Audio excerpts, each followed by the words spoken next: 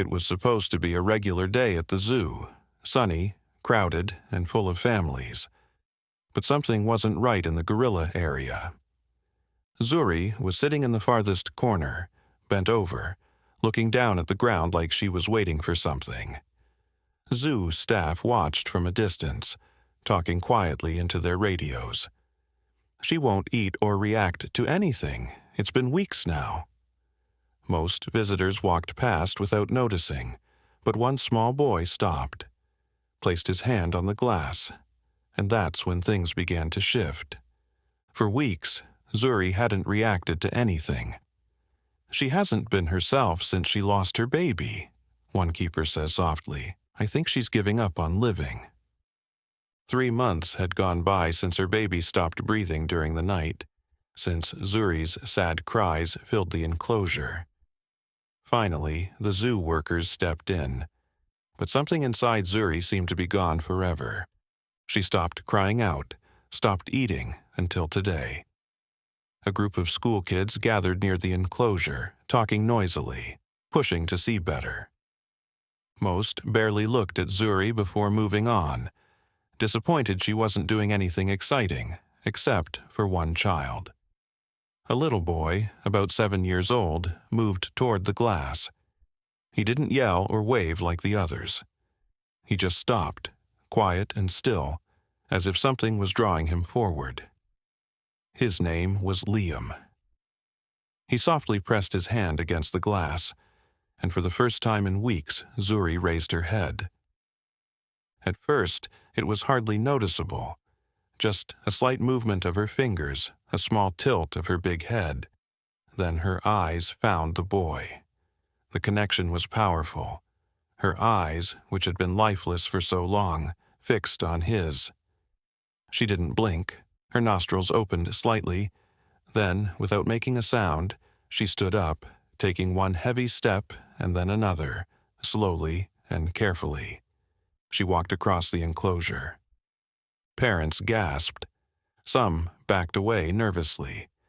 Zuri hadn't moved toward the viewing glass in over a month. Now she stood right in front of it, standing tall above everyone. Her breath made foggy spots on the surface, and then she raised her hand, gently and deliberately. She pressed it against the glass, palm to palm with the little boy. Liam didn't jump or back away. The watchers stood still. Some smiled, others frowned, confused by what they were seeing. The moment felt almost sacred. A zookeeper spoke into the radio. "Zuri just approached a visitor. First interaction in 31 days.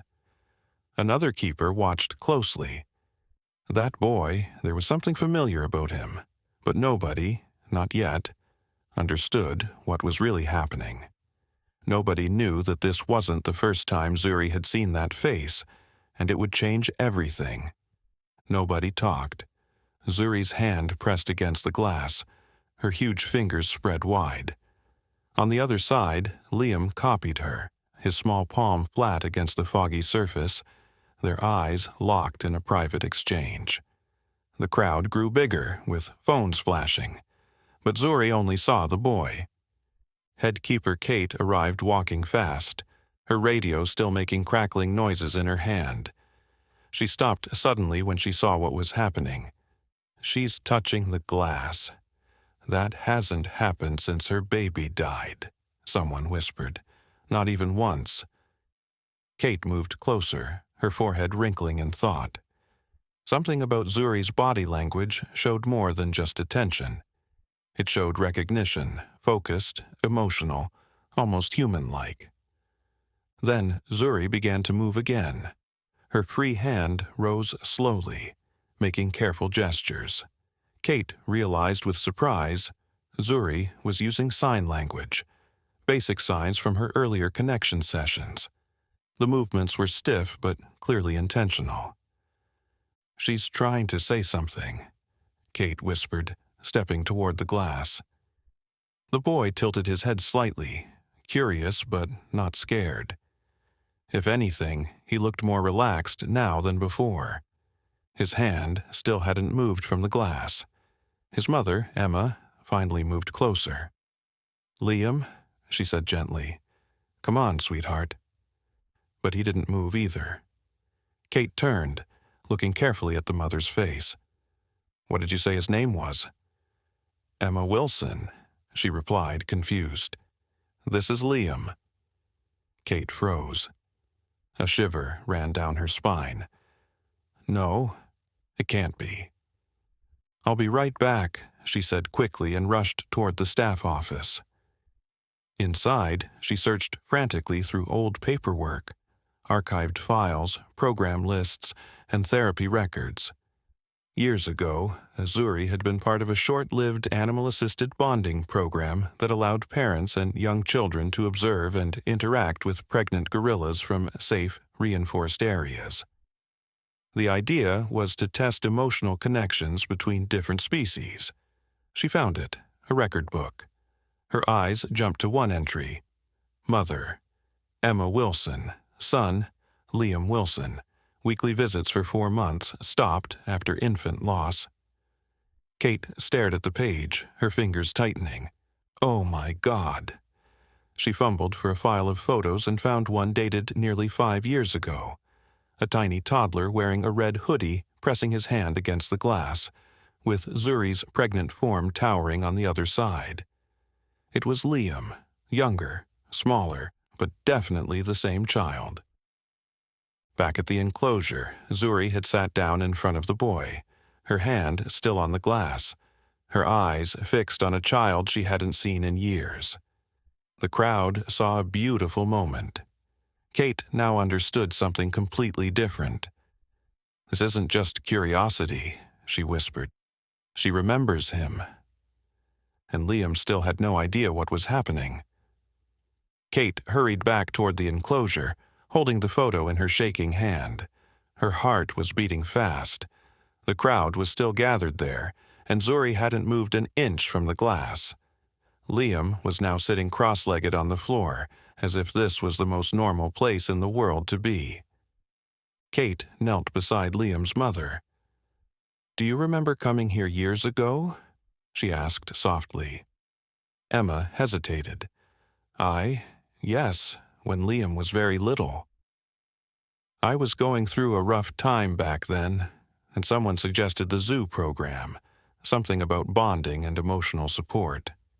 I didn't think it made any real difference, but he really loved coming here." Kate showed her the photo. Emma gasped. That's us." Liam leaned in, his eyebrows drawing together as he looked at the toddler in the photo. "That's me," he whispered. Kate nodded. "Zuri was pregnant then. She responded to you more than anyone else in the program. You used to sit here just like this, every single week." He tilted his head. "I don't remember any of that," he said honestly. But Zuri did.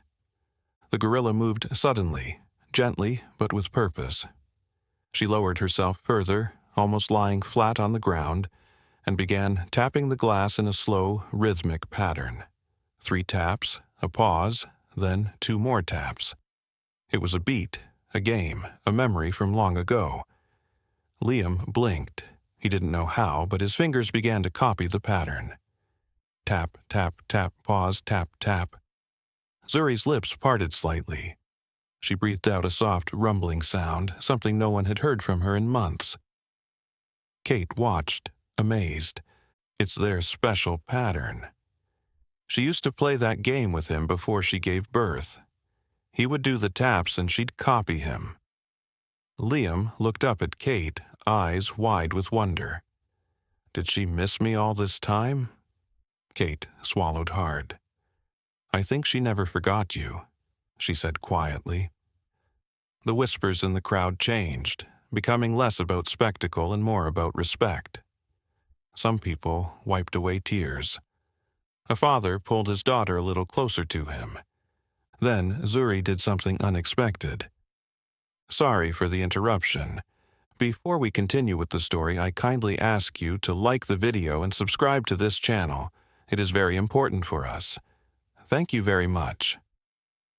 She began to sway from side to side. It was slow, gentle, like someone rocking a baby. Her huge arms curved inward, holding nothing, but not really nothing at all. Liam watched her quietly, his head lowering, a hint of something impossible to name crossing his face. He whispered, "She's pretending I'm her baby." No one corrected him because he might be exactly right. The zoo staff exchanged meaningful looks.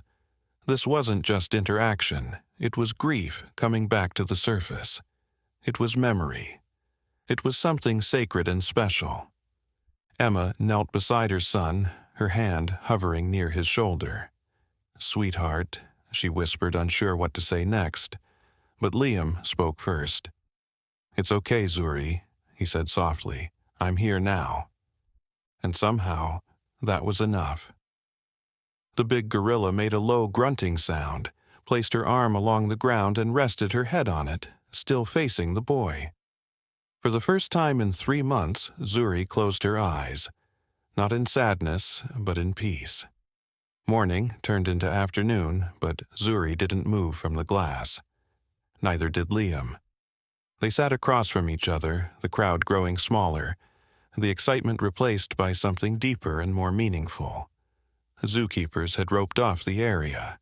There were no jokes now, no selfies, just quiet and the soft, constant sound of Liam's fingers tapping against the glass. Kate stood nearby, watching everything unfold. "She's calm," she said into her radio. "No signs of being upset. Her vital signs look normal, and her appetite has returned." "Then why does it feel so uncertain?" her assistant replied. "Because everyone's thinking the same thing, even if no one dares say it out loud. What happens when the boy goes home? What will happen then?" Inside the enclosure, Zuri began gathering things: leaves, a piece of cloth, the broken remains of an old toy. She stacked them carefully near the glass. Kate recognized the behavior immediately. "She's nesting," she said quietly. "She's making a bed for him." Emma, watching from a bench nearby, covered her mouth with her hands. Liam spoke up. Can I give her something?" Kate paused, then nodded. The boy took out a small stuffed elephant from his backpack, worn with one ear half torn. It was clearly well loved. He pressed it gently against the glass. Zuri froze, her eyes fixed on the toy. Slowly, cautiously, she raised her hand and matched his gesture, palm against the elephant, palm against the glass. A soft breath escaped her throat. Then she took her old cloth and folded it over the toy's reflection, as if tucking it under a blanket. Kate turned to Emma. "She's showing parenting behavior. She's gone completely maternal, and I think she believes he's somehow come back to her after all this time." Emma's voice was quiet with concern. "And what happens if he leaves again?" Kate didn't have an answer for that question. Back at the administration office, staff members debated what to do. Was this healthy? Was this dangerous? What would happen if Zuri went backwards when Liam eventually stopped visiting? What if this substitute bond turned into an unhealthy fixation, or something even worse? But Kate argued strongly against their concerns. She's healing, slowly and gently. This boy is the key to her recovery. A plan was created. Weekly visits under careful supervision, not just for Zuri's benefit but for Liam's too, because since reconnecting with her, something had changed in him as well. He was sleeping better, eating more, talking more. Emma noticed the difference. She hadn't seen this spark in her son since before she stopped bringing him to the zoo all those years ago. The following week, Liam returned. Zuri waited at the glass. He brought a drawing of Zuri with a baby gorilla and a boy. When he showed it, Zuri made a soft grunt. With gentle care, she pressed her forehead against the glass. Liam did the same. In that moment, there were no barriers between them, only recognition and love. The video spread online immediately, a gorilla, a boy, reuniting after years apart. Millions watched Zuri pressing against the glass, cradling a toy, rocking beside a child she hadn't seen in 5 years but never forgot. News crews gathered at the zoo. Some said animals remember, others claimed people saw what they wanted to. But witnesses knew what they saw was real. Zuri now waited by the glass daily. Liam visited weekly with Zookeepers and his mother. Each time, Zuri greeted him peacefully, like a mother who had found her purpose again. Kate, watching from a distance, saw what no scientific data sheet could ever fully explain. "She's truly alive again," she told the board at a special review meeting. "Not just surviving, really living." The board approved extra funding for enrichment therapy programs, even a possible expansion of the human-animal emotional bonding program. Still, Kate worried. What would happen if Liam stopped coming? That question hung over her like a dark cloud. But then, unexpected news came. Liam had begun asking questions about that time in his life, about the program, about why they had stopped coming to the zoo. And Emma, at last, told him the whole truth. "We lost someone too," she said gently, showing him an old photograph. "A man, smiling with his arms around baby Liam, your father. When he died suddenly, I didn't know how to face anything anymore, including this place and these memories." Liam listened quietly, trying to understand. "Zuri was the only thing that seemed to calm you down back then," she added softly. "You used to call her Gentle Giant." He didn't remember that nickname, but when he said it aloud at the enclosure, Zuri made a sound, deep and low, almost like a sigh of recognition. Somehow, she remembered even if he didn't. And then something new began to happen. Liam started drawing pictures of her. Dozens of sketches showing Zuri with him, Zuri with her baby, Zuri watching the world through the glass barrier. Kate collected them quietly, taping them up inside the staff office. "He's helping her find closure," she said to herself. "But maybe she's helping him find closure too." One cloudy afternoon, Liam placed his final drawing against the glass. It showed Zuri standing tall and strong, holding hands with a smaller gorilla beside her, a baby. Kate stepped closer and knelt beside him. "We've found one," she said. Liam looked up curiously. "A baby gorilla that's been orphaned. She's young and frightened. We think Zuri is ready to be a mother again." The day the baby arrived, the zoo staff held their breath anxiously. The crate door opened slowly. Zuri watched from a distance, careful and cautious. The infant gorilla stepped forward, wobbly on its legs, wide-eyed and alone in the world. Then Zuri moved toward it, not quickly, not hesitantly, just with complete certainty. She walked over to the baby and sat down beside it. The infant pressed itself against her leg for comfort, and for the first time since losing her own child, Zuri wrapped her protective arms around another baby. Outside the enclosure, Liam watched with quiet tears rolling down his face. This time, he didn't press his hand to the glass. He just whispered softly, "You don't have to miss me anymore." Did you like the story? Were you moved by the unique bond between Zuri and Liam? Share your thoughts in the comment section. If you enjoyed the story, hit subscribe and drop a like. Sometimes when we're at our lowest, one small kind gesture can restore hope. Thank you for tuning in. Catch you next time. Hope your day is wonderful.